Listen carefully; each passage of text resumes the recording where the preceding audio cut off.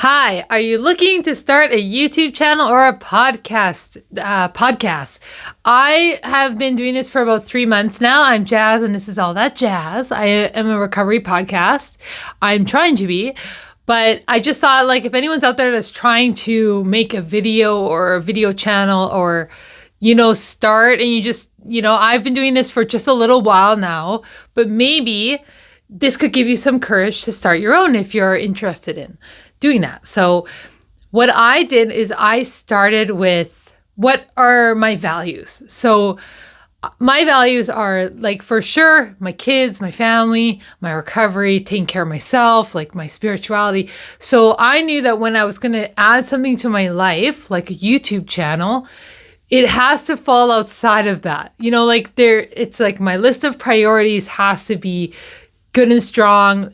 I can't be putting my YouTube channel above my family, my kids. If I can fit it in anywhere, it needs to be like the fourth thing. It can't be the first thing. So I'm really strict about that. So it started with my values. Then I had to look at my reality. It's like I look at my week and be like, what time? Like, how could I even figure out how to squeeze in a YouTube channel? But when I looked at my history of my life and I started seeing those little pockets of time where I was available to start this new craft, this new project, only if I could afford it, not money-wise, but time-wise, can I afford to do this for me? And the thing is that I really wanted to. So it helps a lot if it's something that you want to do. I've gotten to a point in my life, I can't make myself do things I don't want to do anymore. I can't go work at a meaningless job. I worked in trades for 16 years and I could never go back, I don't think. So I've just now have to have something more meaningful in my life. And I noticed that I was talking about recovery a lot to people all the time, to people that didn't want to listen and didn't care. And so I thought, well, maybe I'll start a YouTube channel, and the outside people out there, maybe there's people that do want to listen to what I have to talk about and say, instead of just, annoying my friends and family with all this recovery talk all the time. It's a passion for me, but it's not my parents' passion. It's not my friends' passion. It's my passion to live and talk about recovery. So, and I'm just so grateful for the recovery that I have today. So I just, I'm here to share it. So I looked at my reality. I see what I can afford. I figure out my values. I started, I spent a lot of time just figuring out what's my first episode going to be like, and how's that going to look? And I wasted so much time not learning. I wasted so much time just being scared, not doing anything than just starting. From starting, I've learned so much information from videoing myself and figuring out the whole YouTube world and social media world, that what I've learned in the 4 months, and just even the skills and the confidence that I've actually gained from trying, is way more than trying to focus on what's my first episode going to look like. So my recommendation is just get recording, because your podcast is going to be whatever it's going to be. I was talking about a lot of autism before. I was talking about a lot of past stuff, but it is starting to just be more recovery stuff, and those can just be things that I bring up. So it's evolving, right? In the last 3 months, my channel's evolved into something more of what it's its identity is being created as I go. So it's just really hard to figure out everything at the beginning, and it's just best to just jump in. But if you are just going to jump in, there's a few things that I would do differently. I didn't populate everything when I first started. Big mistake.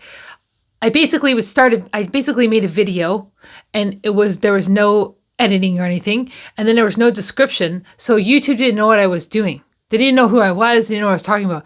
They just had a little bit of information to go on, and I didn't have good thumbnails. I didn't have good titles. I didn't have good, I still don't have good click-through rate. That's what I'm trying to improve on, but I basically was super quiet before, and I've got a little bit more improvement now because I have everything populated. Everything's consistent. I say the same things in a lot of my shows. Like in my episodes, it's like I talk about my recovery, addiction, relationships, kids. Like, so I'm very consistent with certain, like a handful of words I try to drop into my episodes all the time.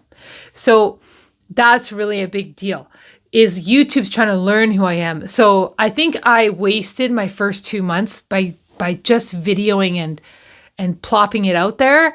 But I didn't waste what I've learned. Like, I became better at videoing. I became better at being on camera. And that takes time. Like, I think like, I'm over 100 videos now, and now I'm getting comfortable with myself, but the first few are like a lot of them, it's like that cringe phase is like, that's serious business. Like, that's ugly times, and that's going to happen.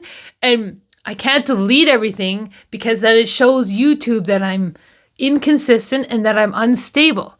So that it's like, I got to go through the cringe phase and I got to leave it there. And I have to just improve by every single video. I have to do better. So I'm really focused on trying to have a better click-through rate and better content. People are not going to choose my channel because I say subscribe. People are not going to choose my channel because I hold a pen in my hand like this. No. People are going to choose my channel and subscribe to me when they feel like I've given them something worthy enough. Like then they're going to give that gift back of subscribing. I don't think people subscribe because I say subscribe. So I really don't bother with that. I think that it's something that is given. When someone really likes and wants you, they're going to subscribe. Right now, I don't have a lot of subscribers and a lot of views. And I'm just going to keep working at this until all of that improves. But, and thank you to the subscribers that I do have, because it's like really intimate when someone subscribes to your channel. Like, somebody wants to watch you every week pop up at that certain time, like your scheduled video times. Like, I don't know. It's a great honor to have people subscribe to you. It's like, it feels like someone is right there. It feels like a real audience when you have a subscriber. So I just thank people that do subscribe, and especially since I didn't ask you to, you just actually want to be here. So that's like so cool. So thank you for being here. So starting a YouTube channel, I say just get recording, get practicing. It takes so much time and skills need to develop. Even if nothing happens with my YouTube channel, the things that I've learned, I get to keep with me forever. Like, I've just like broken through so many like fear barriers. I've learned so much about myself. Like, I've gotten so much more confident. My speaking has improved, my communication, like so many things have improved with just starting my YouTube channel. So practice makes perfect for sure. And I've been very consistent. So yeah, these are just some of the things. There's lots of guys out there that talk about like YouTube settings, and I used to watch a ton of those videos, which I think that you should too if you're starting a YouTube channel. Take those tips. And that's what I did, like changed all my YouTube settings, like I like adding chapters and like being clear with the way you speak. Like one of my boundaries for my show is to not swear, because YouTube will actually pick up swears as a bad thing. Even if you like say a word kind of harshly and blunt, it can actually detect that it could be a swear, and they might not push it as good. So I've just like cut swearing out because I'm in recovery and I try to follow the no cross out guidelines, but I just like, I want to get on here and just be this improved self each time, getting away from performing, because people can read through that. Like, people can read through it. And I'm really trying to give like that authenticity in my show. And so that's just one of the ways.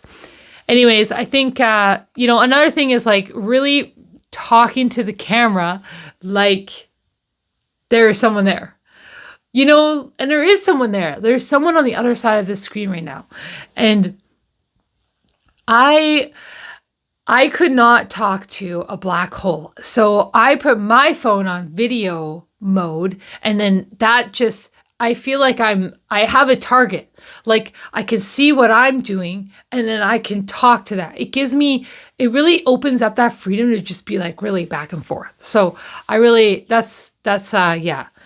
I just can't do the whole talk to nothing thing. So anyways, but yeah, so I think that will be all I can really share if you're trying to start a YouTube channel. So I really appreciate you being here, and hope this helps someone. So thanks. Bye.